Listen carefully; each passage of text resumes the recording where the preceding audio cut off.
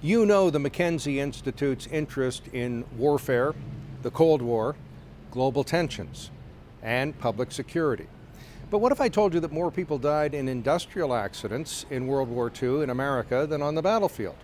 What if I mentioned that more people in World War I died because of the Spanish flu than on the battlefield? In fact, I think about 60% of the French army was in tents, in hospitals, not in combat. We don't actually know how many people died of the Spanish flu. The official estimates are supposedly 50 million, but I think it was more like 100 million because the flu virus wasn't even isolated in a lab until 1933, and many of the cases weren't diagnosed. We were cramming troops into crowded ships and barracks, and that spread the disease. Well, now we have hand washing and we have public health initiatives that are going to mitigate, but we are still supposedly due for another pandemic. Now, how do you get due or overdue for a random event? That's a tricky question. But certainly the World Health Organization is estimating that 350 million people might die in a future pandemic. Hard to tell because of all those changes in sanitation and so on. But for this Throwback Thursday, let's take a look at pathogens and pandemic planning. Hello, I'm Allan Bonner, and welcome to At Issue. Globalization, climate change, and our resistance to drugs have come together to set the stage for the perfect microbial storm. A wave of disease could kill millions before we can react. The disease could be another HIV, or smallpox, or Spanish flu. Once a killer disease emerges, modern societies offer new ways for it to flourish and spread. Global travel, crowded urban environments, and people at high risk can cause the toll to rise. The question is not if the next killer disease will emerge, but rather when it does strike, will we be prepared for the devastation that comes with it? You know, we talked before you decided to come on the show about the potential for scaring people. That could be good if we scare them into doing the right thing. But media people are often accused of being alarmist. So help me out here. Take a free 1 minute at the beginning of the program and put this topic into context so that I'm not confused or accused of overreacting. Well, I think if you look through our history, basically since we evolved, there have always been waves of infectious disease coming through, and we probably have gone through a really weird period in our history, the past 100 years, where we haven't had sort of a big, huge problem come through. So that it's not a question of if, it's just a question of when. And I think making people aware of it and explaining it to them in a logical way allows you to understand the problem better and therefore react better. Okay, now statistically, you're saying we are due for some kind of pandemic or wave that goes through the world, and you are 100% correct. However, let me point out that the flu virus wasn't even isolated in a lab until 1933. We didn't even know what we were looking at. Scientists during the pandemic in 1918 thought dirty books spread the flu.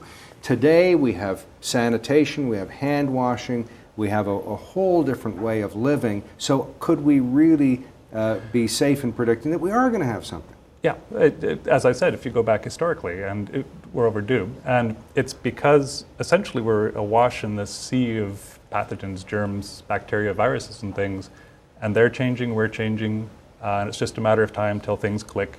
And you have a next sort of widespread wave, I guess, of a particular pathogen that comes out and causes problems. Well, let's talk about lab people for a second and people who wear scrubs in hospitals.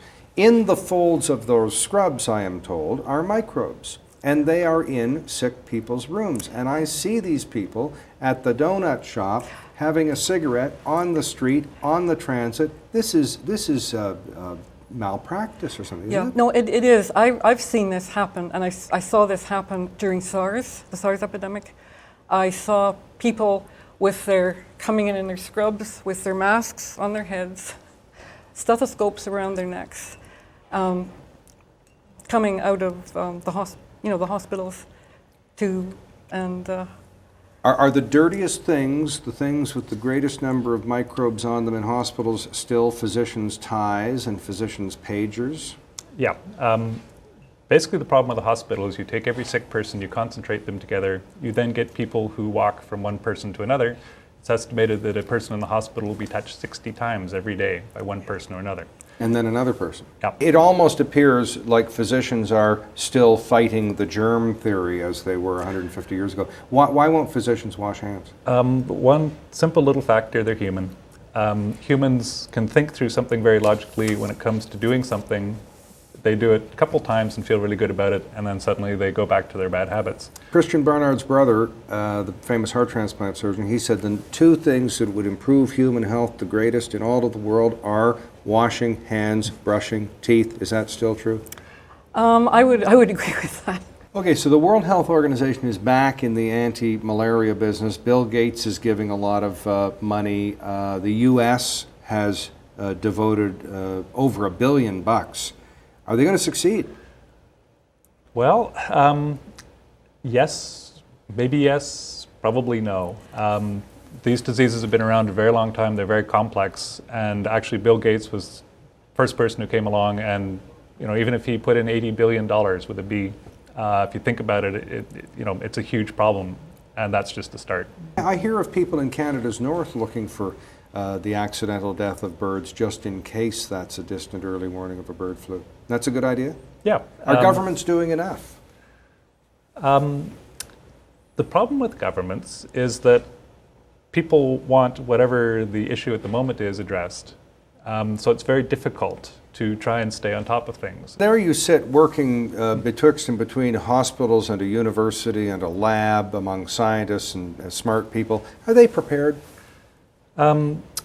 They're coming to the point where they're starting to get prepared. One of the things about a pandemic is it's like the financial business we've been through in the past 6 to 8 weeks, where it suddenly shows up, and with hindsight, there are all these things you should have done, but you never quite got around to them.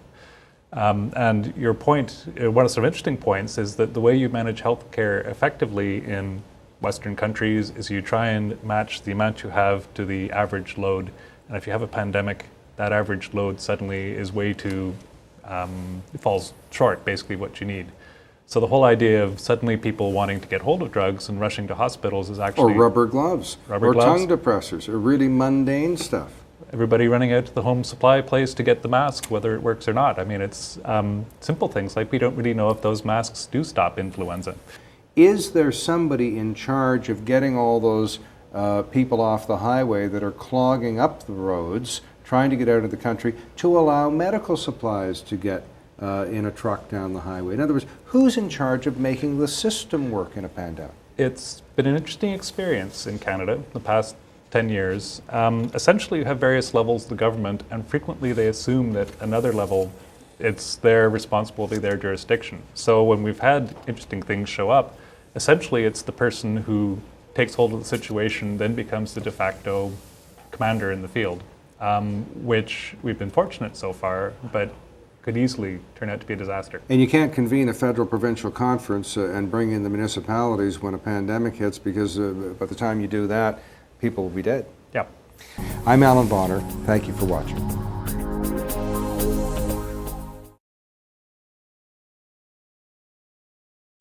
A few final thoughts on pandemic planning. It is said by some emergency planners that terrorists would be better off spraying the flu virus around a shopping mall than planning something more elaborate. It would take a lot of people out of action for a long time. Take a look at our hospitals. How many people walk out of the hospital in their scrubs? These are what used to be called orderlies, but they're nurses, they're doctors, they're others. And one of the dirtiest things in a hospital is a physician's tie. They've been long banned in England. Another dirty thing is the pager and the lab coat, which don't get washed often enough. There is a lot we can do in pandemic planning. What can the individual do? Wash hands. Keep a social distance away from people. Don't get on crowded transit if you're sick. And stock up what you need. You may not want to leave the house. Any views expressed here are not necessarily those of the Mackenzie Institute, its speakers, sponsors, or supporters. But the Institute is dedicated to fostering public discussion, debate, and education about security matters. Google the Mackenzie Institute to join the discussion. The Mackenzie Institute is grateful to its sponsors and supporters. Some of our short pods and long talks are a result of the support of Heathbridge Capital Management Limited, the National Post, and Dundurn Publishing.